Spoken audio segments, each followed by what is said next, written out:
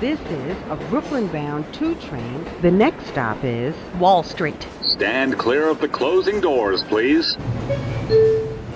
Welcome back. This is Not Your Advisor with NYU Grad on Wednesday, September 3rd. Welcome to podcast number 519. Today I'm going to go into gold, silver, and AI. I'm going to pose the question with the image I'm going to share.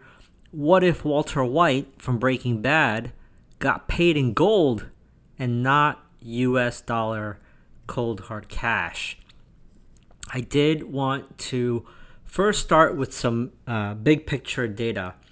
So if you take a look at, obviously gold and silver is doing really well of late, but if you take a look at the ratio chart of the DXY or the dollar index versus the gold ratio, obviously this doesn't look good for the US dollar. This is bad for the US currency in general. This potentially can get worse and cause hyperinflation. I don't think inflation's coming down, so it's going to be a hard case to drop rates to zero. Maybe a quarter, maybe half a basis point, maybe even 100 basis points. And 100 basis points, for those that don't know, just means 1%.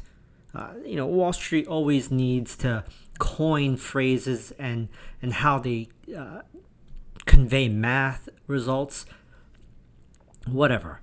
But how can they cut rates to zero when inflation is raging for everyone else? Unless they keep lying, inflation is under control while it rages, and they have to cut rates because the debt service is just too extreme. I did want to also share, I posted earlier this afternoon a written post of every gold and silver stock or ETF that I track. They all have annotations and markings for auction market principles, so check that out. If you missed it, it should be in your inbox, or just go to notyouradvisor.com. Also, if you take a look at the performance of gold or GLD versus the Qs, if you look at year to date, gold is actually outperforming